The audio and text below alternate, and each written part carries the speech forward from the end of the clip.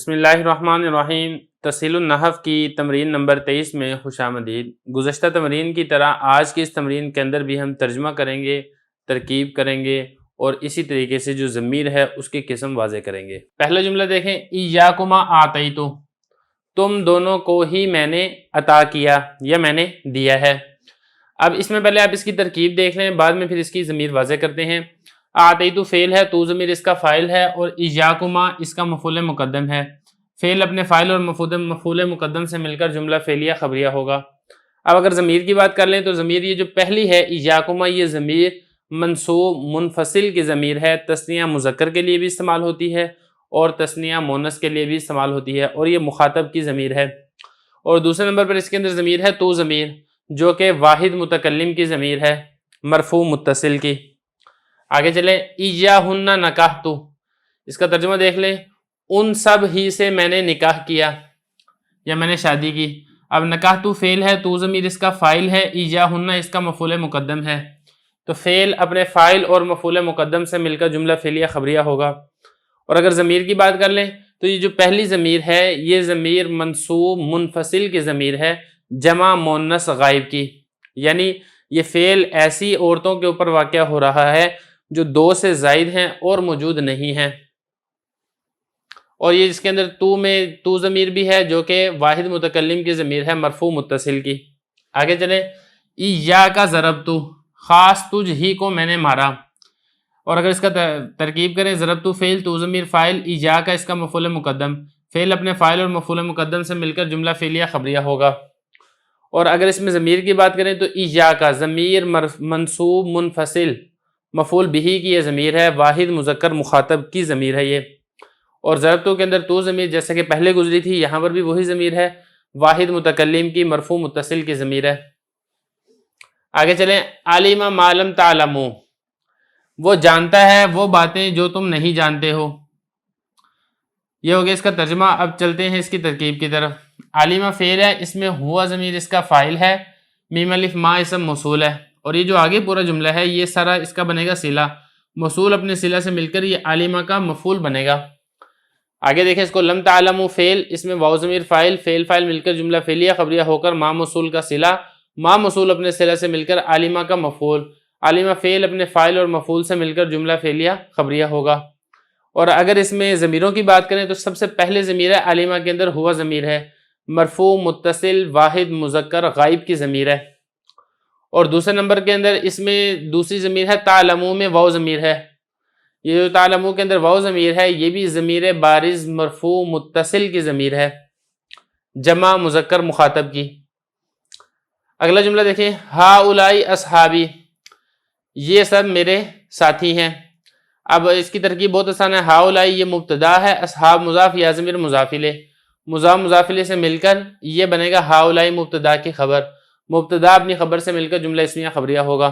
یہاں پر ایک بات اور ذہن نشین کرنے والی ہے، وہ یہ ہے کہ اس میں اشارہ کے بعد جو آگے والا لفظ ہے اگر تو اس کے اوپر الف لام داخل ہو تو پھر آپ نے اس میں اشارہ کو مشار الیہ سے ملا کر ایک ترکیب کرنی ہے اور آگے ترکیب الگ ہوگی، اور اگر اس میں اشارہ کے بعد والا جو لفظ ہے اس پر الف لام داخل نہ ہو، جیسا کہ یہاں پر داخل نہیں ہے، تو اس میں اشارہ کی آپ نے الگ ترکیب کرنی ہے اور اس کے بعد والا جو لفظ ہے اس کو آپ نے اس کا مشار الیہ نہیں بنانا بلکہ آپ نے اس کی الگ ترکیب کرنی ہے، جیسا کہ یہاں پر آپ کو لکھا ہوا نظر آ رہا ہے۔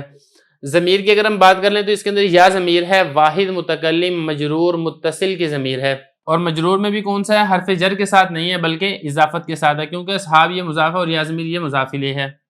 اگلا جملہ دیکھیں، قد سمع اللہ قول التی تجادلک، تحقیق سن لی ہے اللہ نے قول التی، اس عورت کی بات، تجادلک جو تم سے جھگڑا کر رہی تھی۔ یہ اس کا ترجمہ ہو گیا، اس کی ترکیب کر لیتے ہیں۔ قد یہ حرف ہے، سمع فعل، لفظ اللہ فاعل، یہ فعل فاعل مل گیا، اور یہ جو آ گیا نا قول التی تجادلک، یہ پورا جملہ اس سمع کا مفعول بن رہا ہے۔ کیسے؟ قول یہ مضاف ہے، التی اسم موصول، تجادل فعل، ہی ضمیر اس میں فاعل ہے اور کاف ضمیر یہ مفعول ہے، فعل اپنے فاعل اور مفعول سے مل کر التی اسم موصول کا صلہ، التی اپنے اسم موصول اپنے صلہ سے مل کر یہ قول مضاف کے لیے مضاف الیہ، مضاف مضاف الیہ سے مل کر یہ سمع کا مفعول ہے۔ سمع فعل فاعل مفعول مل کر جملہ فعلیہ خبریہ ہوگا۔ ضمیروں کی اگر ہم بات کر لیں تو سمع کے اندر ہوا ضمیر ہے، واحد مذکر غائب، مرفوع متصل کی ضمیر ہے اور ضمیر مستتر ہے، بارز نہیں ہے۔ دوسرے نمبر پہ اس کے اندر جو ضمیر ہے وہ تجادلو میں ضمیر پائی جا رہی ہے، ہی ضمیر، یہ واحد مؤنث غائب کی ضمیر ہے اور یہ بھی مرفوع کی ضمیر ہے، متصل کی ضمیر ہے لیکن بارز نہیں، مستتر ہے۔ البتہ جو کاف ضمیر ہے، کاف زبر کا، یہ واحد مذکر مخاطب منصوب متصل کی ضمیر ہے جو کہ ترکیب کے اندر مفعول واقع ہو رہی ہے۔ اچھا، یہ جو تجادلو ہے، یہ تجادلو یہ واحد مذکر مخاطب بھی ہو سکتا ہے، واحد مؤنث غائب بھی ہو سکتا ہے، تو یہاں پہ سیاق و سباق کو دیکھ کے پھر ہم نے اس کی ترکیب کرنی ہوتی ہے، اس کا ترجمہ کرنا ہوتا ہے۔ تو چونکہ اگر اس کا پس منظر دیکھیں آیت کا، تو وہ ایک عورت آئی تھی جو کہ جھگڑا کر رہی تھی اپنے خامن کے متعلق، تو اس لیے یہاں پہ چونکہ عورت آئی تھی تو اس لیے آپ نے اس کو واحد مؤنث غائب بنانا ہے، واحد مذکر مخاطب اس کو نہیں بنانا۔ آگے چلیں، ہادہ درہم، ہادہ یہ درہم ہے، یہ ہادہ مبتدا، درہم اس کی خبر، مبتدا اپنی خبر سے مل کر جملہ اسمیہ خبریہ ہوگا، ضمیر اس کے اندر کوئی نہیں ہے، اور یہاں پہ اس میں اشارہ الگ ہوگا، مشارون علیہ نہیں ہوگا، کیونکہ یہاں پہ الف لام داخل نہیں ہے۔ یہاں پر بھی ایسے ہی ہے، ہادہ مبتدا، کلب اس کی خبر، مبتدا اپنی خبر سے مل کر جملہ اسمیہ خبریہ، یہ کتا ہے۔ علمت نفس ما حضرت، جان لے گا ہر نفس جو اس نے حاضر کیا ہوگا۔ اس کا ترجمہ، اس کی ترکیب دیکھ لیں، علمت فعل ہے اور نفسن یہ اس کا فاعل ہے۔ اب دیکھیں یہاں پہ ایک چیز اور سمجھنے کی ہے کہ علمت یہ مونس ہے، تو نفس کا جو لفظ ہے یہ عربی میں مونس کے طور پہ استعمال ہوتا ہے، اس لیے یہاں پر اس کو ہم نے مونس بنا کے اس کا فاعل بنایا ہے، اور یہ جو ما احضرت ہے یہ اس علمت کا مفعول بن رہا ہے۔ میم الف ما اسم موصول ہے، احضرت فعل، ہی ضمیر اس میں فاعل، فعل فاعل مل کر جملہ فعلیہ خبریہ ہو کر ما موصول کا صلہ، ما موصول اپنے صلہ سے مل کر یہ علمت کا مفعول ہے، علمت فعل فاعل مفعول مل کر جملہ فعلیہ خبریہ ہوگا۔ اور اگر ہم ضمیر کی بات کر لیں تو اس میں تو کوئی ضمیر نہیں ہے، کیونکہ یہاں پہ اس میں ظاہر فاعل ہے، اور یہ اصول ہے جہاں تک ممکن ہو اسم ظاہر کو فاعل بنایا جائے گا۔ ضمیر فاعل اس وقت ہوتا ہے جب ظاہر کو فاعل بنانا ممکن نہ ہو۔ البتہ احضرت میں ہی ضمیر یہ فاعل بن رہی ہے جو کہ واحد مؤنث غائب مرفوع متصل مستتر کی ضمیر ہے۔ تو یہاں تک یہ کچھ جملے ہو گئے ہیں۔ تمرین نمبر 24 کے اندر ہم جو باقی جملے ہیں ہم ان کی اسی طریقے سے ترجمہ تشریح اور ترکیب کریں گے۔